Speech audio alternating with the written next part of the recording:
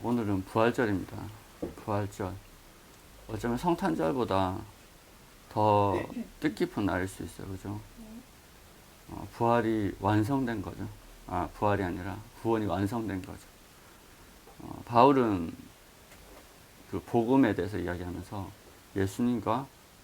예수님의 죽음과 부활에 대해서 이야기합니다. 여러분, 십자가만 있다면 복음 완성되지 않습니다. 복음의 완성은 부활에 있습니다. 그래서 부활이 정말로 뜻깊은 거예요.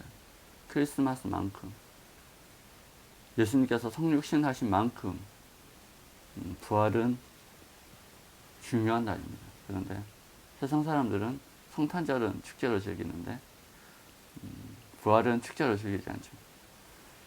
그리스도인만 그 부활의 의미에 대해서 묵상합니다. 부활은 정말로 좋은 것입니다. 그런데 부활의 의미를, 부활이 무엇인지 정말 믿기는 힘듭니다. 왜? 옛날 고대로부터 신이 인간의 모습으로 화신으로 내려온 그 신화는 좀 있어요.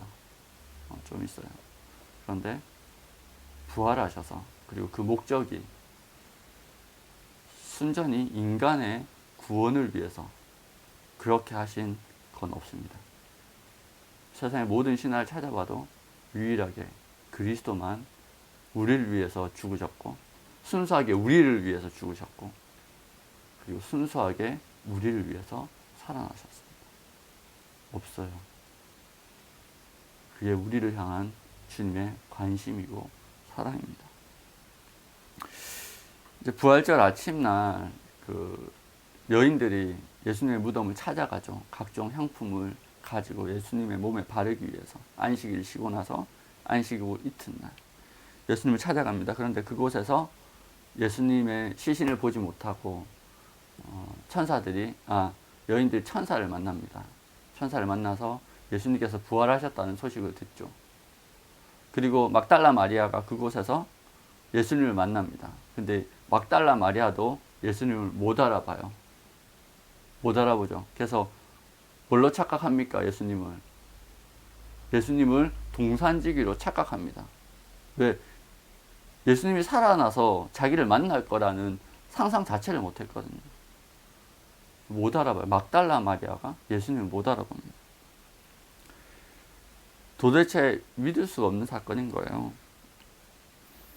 베드로도 개어져 있는 예수님을 묶었던, 예수님을 쌌던 그 세마포, 그것이 개어져 있는 것은 봤지만, 깨끗하게 개어져 있는 건 봤지만 예수님께서 살아나셨다라는 걸 믿을 수 없는 거예요. 다 믿을 수 없었어요. 직접 보았던 사람들조차 이게 맞나? 라고 할 정도로 충격적인 사건이었습니다. 여러분, 왜 알아보지 못했을까요? 저는 그렇게 생각했어요. 예수님께서 어쨌든 예루살렘으로 가시는 길은 어떤 길이었어요?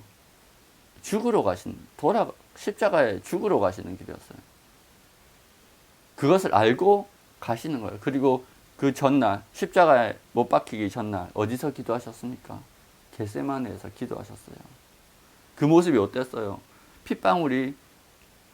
땀방울이 핏방울이 될 정도로 그렇게 고생하시면서, 고뇌하시면서 그렇게 기도하셨어요. 그 예수님의 그 모습이 어땠겠습니까?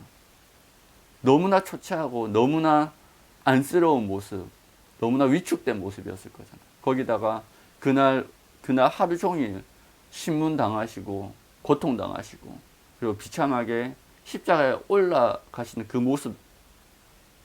모습이 제자들에게 선명하게 남아있어요. 그런데 예수님께서 온전한 모습으로, 물론 손에 못자국과 여기 옆구리에 창자국이 있는 상태로 부활하셨지만, 또 하나님께서 온전한 모습으로 부활시키셨잖아요. 그죠? 매칭이 안 되는 거예요. 못 알아보는 거죠. 아마 예수님의 십자가를 가까이 지켜본 사람일수록, 그 비참한 모습을 더 가까이 본 사람일수록 어쩌면 예수님의 부활을, 다시 새롭게 부활하신 예수님의 모습을 보고 믿지 못했을 수 있겠다라는 생각을 하게 됩니다. 그런 묵상을 하게 되더라고요. 왜? 너무 차이가 많이 나니까. 예수님께서 돌아가신 그 비참한 모습과 새롭게 하나님께서 영광스럽게 부활시키신 그 모습이 매칭이 안 되는 거예요. 어쩌면 가까이 있는 사람일수록, 그 모습을 지켜본 사람일수록 더 부활의 소식은 믿기지 않는 소식이었을 겁니다. 부활에 대한 소식이 들려오면 오히려 그게 뭐가 될 것 같아요? 희망 고문이 되는 것 같아요. 희망 고문. 도대체 살아나실 수 없는 분이 왜 계속 살아나셨다 그러는 거야. 믿을 수 없는데. 그러니까 오히려 두 명의 제자, 오늘 엠마오로 내려가는 두 명의 제자는요, 그 소식을 듣고도 오히려 어디로 내려가요? 엠마오로 내려가는 거예요. 그 자리를 피하고 싶은 거죠. 오히려 그 소문 때문에 마음이 싱숭생숭해지기보다 그냥 그 사건으로부터 눈을 돌리고 싶은 거예요. 그렇게 엠마오로 가는 그 길에 예수님께서 나타나셨습니다. 그리고 그 제자들과 함께 길을 갑니다. 유명한 이 엠마오라는 곳으로 가는 이 길에 대한 이야기는 굉장히 유명하죠. 그 기독교 출판사에도 엠마오라는 그런 출판사가 있습니다. 그게 의미하는 바는 그 길을 가면서 그 엠마오로 가는 그 길 가운데 영적으로 감겨졌던 눈이 떠지고 부활하신 주님을 만나게 되고 그리고 새롭게 되는, 얼마 안 멀어요. 11km 정도 된대요. 예루살렘에서 엠마오까지. 그리 길지 않은 거리예요. 한 길면 3시간 정도 가면 갈 수 있는 그 거리에. 그 거리 동안 예수님께서 그들과 동행하면서 그들의 마음을 만지십니다. 두 제자들이 예수님을 딱 만났는데 이 두 제자도 예수님을 알아보지 못해요. 왜 알아보지 못할까?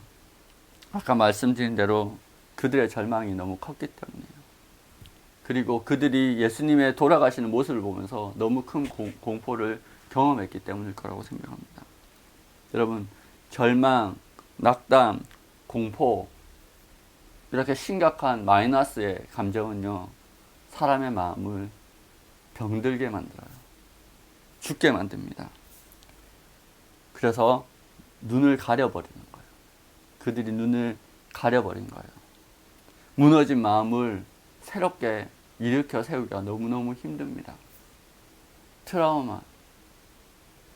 참전 군인이 전쟁에 나가서 싸우다가 눈앞에서 자기의 동료가 총에 쓰러진 모습, 폭격에 쓰러지는 모습을 보고, 그리고 자기도 사람을 죽여보고, 그 트라우마가 너무 심해가지고, 이게 특히 미군 중에 그런 사람들이 좀 많대요. 있대요. 돌아와서 용사로, 그리고 훈장까지 받았는데, 그 전쟁 트라우마 때문에 그 이후에 제대로 된 삶이 힘들어지는 거예요. 평생의 마음의 상처로 남는 거죠. 정상적인 생활이 불가능합니다. 큰 재난, 사건, 사고로 받은 마음의 상처. 어제 어떤 날이었어요? 어제 4월 16일 세월호 사건이 있었던 8주년이었습니다. 그 세월호를 경험한 친구들 중에 자기는 살았는데 자기 친구들이 그곳에서 나오지 못해서 죽은 그것 때문에 나만 살았다고 죄책감을 느끼면서 평생 살아가는 친구들이 있어요. 눈앞에서 정말로 자기 사랑하는 친구가 죽은 것 때문에 8년이 지난 지금도 여전히 그 마음에 아픔을 가지고 살아가는 사람. 또 눈앞에서 뭐예요? 엊그제 수학여행 보냈는데 자기 자녀가 돌아오지 않는 거예요. 용돈을 줘서 잘 놀고 오라고 그렇게 보냈는데 그 자녀가 돌아오지 않는 거예요. 배에 갇혀서 8년 동안. 거기서 그 부모의 시간은 멈춰버린 거예요. 정상적인 삶이 불가능한 거예요. 그런 고통은요, 사람의 감각을 마비시켜버립니다. 제자들도 또한 그런 고통을 겪었어요. 3년 반 동안 동행하면서 사랑하면서 함께 지내면서 정말 세상이 주지 않는 그 은혜를 받았던 그 사람들인데 눈앞에 예수 그리스도가 그렇게 돌아가신 거예요. 얼마나 마음이 고통스럽겠어요. 그래서 그 예루살렘 그 자리를 떠나는 거예요. 도대체 그곳에 있을 수가 없어서 있기 위해서 그 자리를 떠나는 거죠. 예수님께서 그들 찾아오십니다. 왜? 그들 사랑하시기 때문에. 여러분, 예수님은요, 내가 부활했다고 자랑하지 않았어요. 자랑하면서 바로 하늘나라로 승천하지 않았습니다. 그분이 며칠 동안 이 땅에 계셨다고요? 40일 동안 이 땅에 계셨어요. 그래서 자기가 사랑하는 제자들 다 만나주십니다. 자기를 따랐던 사람들 다 만나주십니다. 왜? 내가 부활했어. 내가 지금도 너희와 함께 있어. 두려워하지 마. 이제 내가 너에게 소망을 줄 거야. 라고 주님이 바로 승천하신 것이 아니라 제자들 찾아오십니다. 그 대표적인 예가 이 엠마오 사건이죠. 고통 가운데, 두려움 가운데, 낭만 가운데, 절망 가운데 눈이 감겨지고 마음이 죽어가는 이 사람들을 살리기 위해서 지금 찾아오셨어요. 그리고 뭐라 말씀하십니까? 이르시되 미련하고 선지자들이 말한 모든 것을 마음에 더듬는 자들이여 그리스도가 이런 고난을 받고 자기 영광에 들어가야 할 것이 아니냐 하시고 하면서 말씀을 다 풀어주십니다. 모세와 모든 선지자의 글들로 시작하여 모든 성경에 쓴 바 자기가 가는 것을 자세히 설명해 주십니다. 그들은 예수님은 그 두 제자의 이야기를 처음엔 들어주셨어요. 너희들 왜 이렇게 슬퍼하니? 너희들 왜 이렇게 마음 아파하니? 다 들어주셨어요. 그리고 나중에 이야기를 들으시고 성경을 통해서 그리스도께서 고난받고 예수님께서 고난받고 영광에 들어가실 것, 십자가 지시고 부활하시고 승천하실 것을 다 풀어서 설명해 주십니다. 그때 제자들이 어떻게 돼요? 어떻게 돼요? 그들이 서로 말하되 길에서 우리에게 말씀하시고 우리에게 성경을 풀어주실 때 우리 속에서 마음이 뜨겁지 아니하더냐 하고 말씀을 듣고 마음이 점점 뜨거워지기 시작합니다. 예수의 말씀을 듣고 마음이 점점 뜨거워져서 이분과 함께 해야 되겠다. 마음이 살아나고 있는 거예요. 살아나서 예수를 붙드는 거죠. 예수님을 다시 붙들 수 있는 힘을 예수님께서 공급하셨습니다. 여러분, 생명의 말씀을 힘들 때, 절망할 때, 부활의 능력이 우리 가운데 필요할 때 뭐 해야 돼요? 생명의 말씀을 그들 다시 살렸던 이 엠마오의 제자들을 다시 살렸던 그 생명의 말씀을 우리는 묵상해야 돼요. 여러분, 묵상은요 그냥 읽는 게 아니에요. 묵상은요 그 말씀을 계속 되뇌이는 겁니다. 하나님이 세상을 이처럼 사랑하사 독생자를 주셨습니다. 그걸 되뇌이면서 그 말의 단어 문장을 곱씹는 거예요. 그래, 주님이 나를 사랑하셨어. 주님이 나를 찾아오셨어. 그 말씀을 묵상할 때, 그 말씀을 다시 한번 바라볼 때 뭐요? 예수님을 붙드는 그 믿음이 다시 점점 우리 안에 나옵니다. 예수님께서 말씀을 통해서 그렇게 하셨습니다. 여러분, 말씀은요 성령님께서 역사하시는 통로입니다. 예수님이 그렇게 말씀을 통해서 그들을 회복시키시고 그들을 다시 살리셨고 다시 그들의 눈을 뜨게 하셨습니다. 주님이 절망해서 완전히 죽어버린 그 마음에 찾아오셔서 말씀으로 새롭게 하셨습니다. 그리고 어떻게 해요? 붙드는 그들과 함께 디너를 함께 하시죠. 저녁을 함께 하십니다. 그리고 축사하시고 떡을 떼어서 주십니다. 그때 제자들이 어때요? 눈이 떠집니다. 완전히 회복된 거죠. 완전히 그 고통 가운데 회복된 겁니다. 고통을 극복하고 이제는 그 눈이 더 밝아진 겁니다. 마치 그것과 같아요. 예수님께서 마지막 만찬 때 떡을 떼어주시면서 그렇게 말씀하셨어요. 이거는 너의 생명을 이건 생명의 떡이다. 내가 너희에게 주는 생명의 떡이다. 주님이 그 떡을 떼시고 주시면서 그 제자들이 생명의 떡을 받은 거예요. 예수님의 생명을 받은 거예요. 부활하신 주님이 주신 생명을 받은 거예요. 그때 눈이 떠집니다. 그리고 그들은 깨닫게 됩니다. 아, 주님이 죽어있는 우리를 살리기 위해서, 죽어가는 우리를 살리기 위해서 반나절 동안 나와 동행하셨구나. 얼마나 감동이었겠어요. 그죠? 여러분, 주님은요, 우리를 살리기 위해서 우리가 동행하시는 분입니다. 그분의 목적은 철저하게 우리와 함께하는 거예요. 그렇게 함께하는 목적은요, 우리를 새롭게 하시고, 그분이 부활하신 것처럼 우리를 새롭게 살리시고,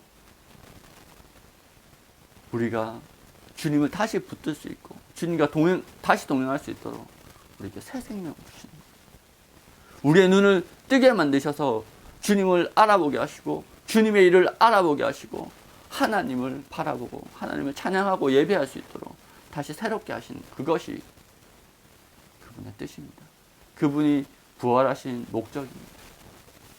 여러분, 사람이 시간이 없을 때, 촉박할 때 하는 게 뭐예요? 가장 중요한 일을 하는 거예요.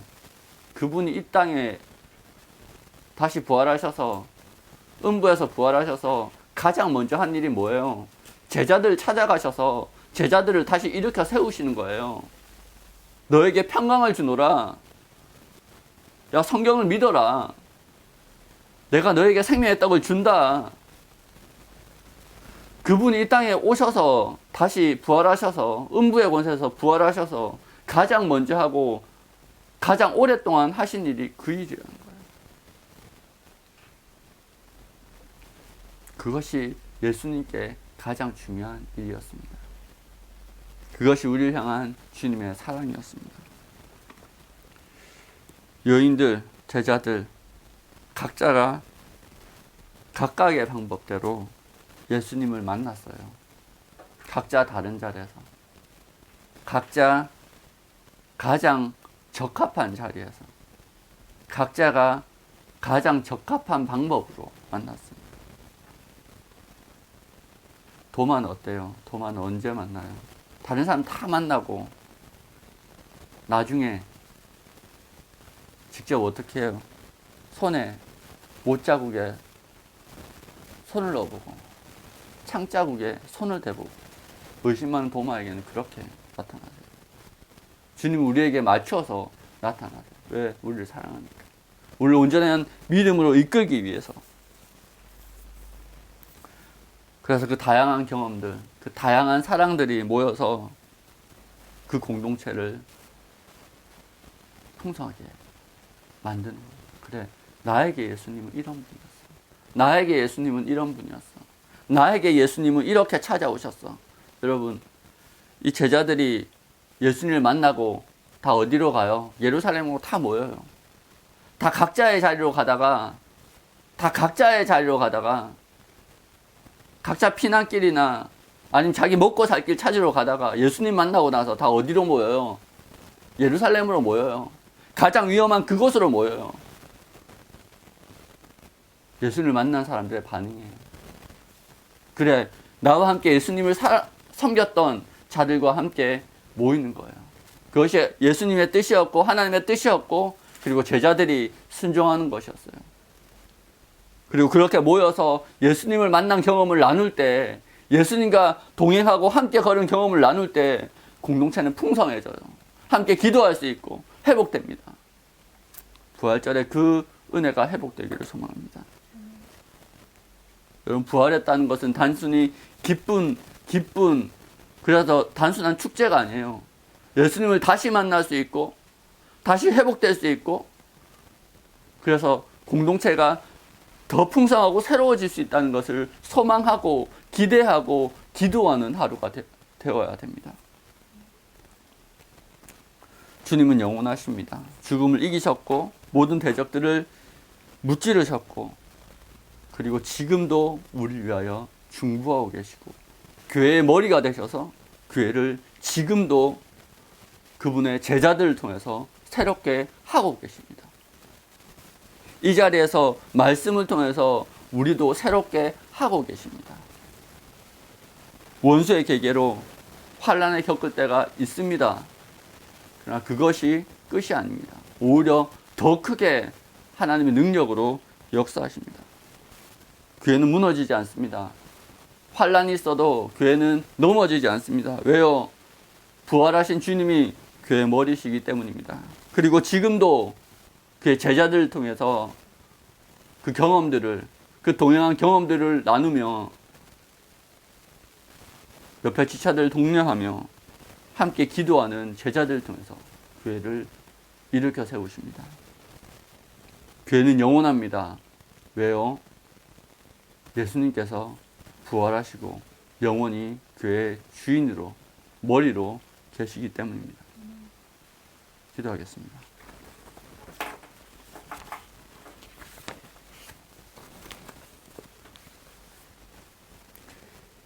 우리를 사랑하시고 우리를 위하여 십자가 지신 주님의 은혜를 찬양합니다. 그리고 부활하셔서 바로 보좌로 올라가시는 것이 아니라 40일 동안 그의 제자들을 찾아다니시며 그를 다시 일으켜 세우시며 그렇게 교회를 더욱더 단단하고 튼튼하고 견고하게 세워가시는 예수 그리스도의 열심을 우리가 본받게 하여 주시옵소서. 낭망하지 않게 하시고 소망을 가지게 하시고 그리하여 주님의 일에 더욱더 열심을 내게 하여 주시옵소서. 주님, 이 시간 우리가 주님의 떡과 주님의 잔을 나눌 때 주님 우리 가운데 함께 계시고 그 은혜를 우리가 경험하며 우리가 주님 앞에 감사하는 시간을 가지기를 소망합니다. 주님, 우리를 축복하여 주시고 우리의 영을, 우리의 마음을, 우리의 모든 것들을 새롭게 하여 주시옵소서. 예수님의 이름으로 기도합니다. 아멘.